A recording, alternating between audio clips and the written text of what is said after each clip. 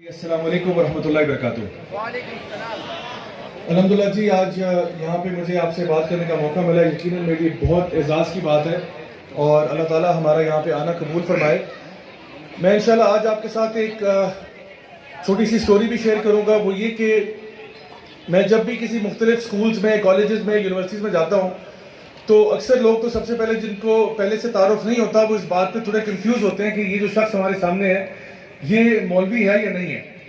تو پہلے تو یہ میں کنفیوژن دور کر دوں کہ میں مولوی ہی ہوں، لیکن تھوڑا سا ڈیفرنٹ قسم کا ہوں، اور اس کی وجہ یہ ہے کہ میری زندگی میں نا دو مختلف فیزز آئے بڑے یونیک قسم کے۔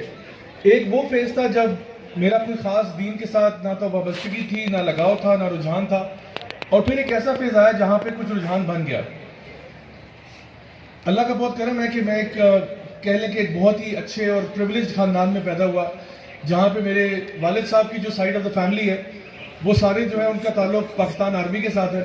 ابو میرے جو ہے وہ ریٹائرڈ آرمی آفیسر ہیں، میرے دادا اللہ تعالیٰ جنت نصیب کرے وہ بھی آرمی میں بریگیڈیئر تھے، اور ان کے چھوٹے بھائی بھی جو ہے وہ بھی آرمڈ فورسز میں، پھر ابو کی جو بہنوں کے ہسبینڈز ہیں وہ بھی آرمی میں تھے، یعنی ابو کی سائڈ پہ ساری پاکستان آرمی ہیں۔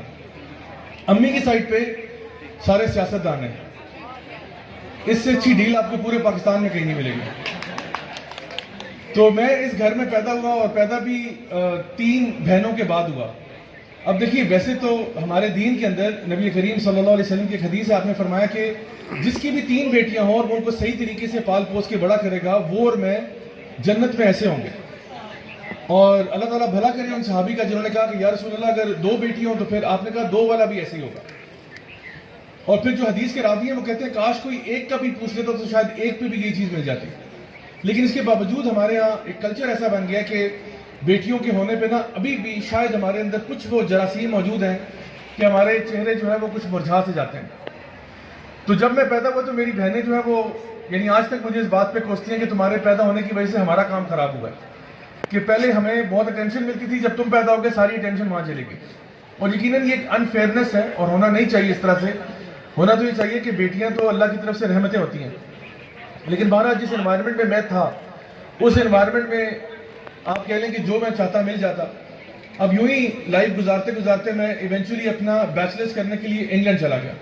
وہاں میں نے بیچلرز کیا کمپیوٹر سائنس میں، اس کے بعد آسٹریلیا گیا ماسٹرز کرنے کے لیے، انفارمیشن ٹیکنالوجی کے اندر ماسٹرز کیا، اس کے بعد کچھ عرصہ ڈفرینٹ ملٹی نیشنل کمپنیز کے ساتھ کام کرتا رہا۔ اور اس دوران ایک وہی جو ایک نوجوان ایک انجوائمنٹ کی لائف گزارنا چاہتا ہے کہ بس پیسہ بھی ہے، دولت ہے، عیاشیاں ہے، ورلڈ ٹریولنگ چل رہی ہے، ہر قسم کی چیز میں اپنے آپ کو انوالو کرنا۔ میں جب انگلینڈ میں تھا میں نے وہاں پہ اسکائی ڈائیونگ شروع کر دی۔ اسکائی ڈائیونگ سمجھتے ہیں آپ؟ اڑتے ہوئے جہاز سے چھلانگ مارنا پیراشوٹ کے ساتھ، ورنہ آج میں یہاں موجود نہ ہوتا۔ تو وہ شروع کر دیا۔ اس کے بعد مالدیو آئلینڈز گیا اسکوبا ڈائیونگ کرنے کے لیے۔ اس کے بعد شوق پیدا ہوا کہ کسی اونچے سے پل سے جا کے چھلانگ مارنی چاہیے، تو اس کے لیے میں ساؤتھ افریقہ گیا جہاں پہ دنیا کا سب سے اونچا پل ہے، اس کو بلوکرانز برج کہتے ہیں، جس کو grains book of world records کا ایوارڈ ملا ہے۔ وہاں سے جا کے چھلانگ مارنے کا بھی شرف حاصل ہوا۔ اس کے بعد میں انگلش کے تھیٹر پلیز میں ایز این ایکٹر بھی میں نے کام کرنا شروع کر دیا۔ فینٹم آف دی اوپرا اور اس قسم کے جو پلیز تھے اس میں ایکٹنگ شروع کر دی، بعد میں ڈائریکشن بھی شروع کر دی۔ یعنی میری لائف کے اندر صبح کا ٹائم جو تھا وہ میری 9 to 5 آئی ٹی اور ٹیلی کام ریلیٹڈ جاب ہوتی تھی، اور 5 to 9 جو ہے وہ تھیٹر کے ساتھ میں انگیج ہو گیا۔ اور ان دا مڈل یہ تھا کہ جہاں پہ بھی جانا یا انجوائے کرنا یا وہ ایک لائف علیحدہ چل رہی ہے۔ لیکن میں آپ کو بتاؤں کہ یہ لائف سٹائل جو ہے نا یہ زیادہ دیر تک آپ سسٹین نہیں کر سکتے۔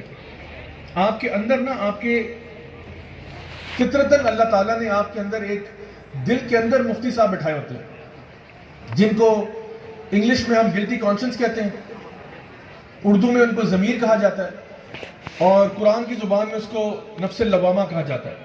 یعنی جب بھی انسان کسی گناہ کی طرف جاتا ہے نا تو سب سے پہلے دل کے اندر ایک کھٹکا لگ جاتا ہے۔ اسی لیے ہمیں کوئی غلطی کرنے کے بعد میں کسی مفتی صاحب سے مشورہ لینے کی ضرورت پیش نہیں آتی، کیونکہ ہمیں اندر سے پتہ ہوتا ہے کہ ہم نے کام غلط کیا۔ اب جس قسم کے لائف سٹائل پہ میں تھا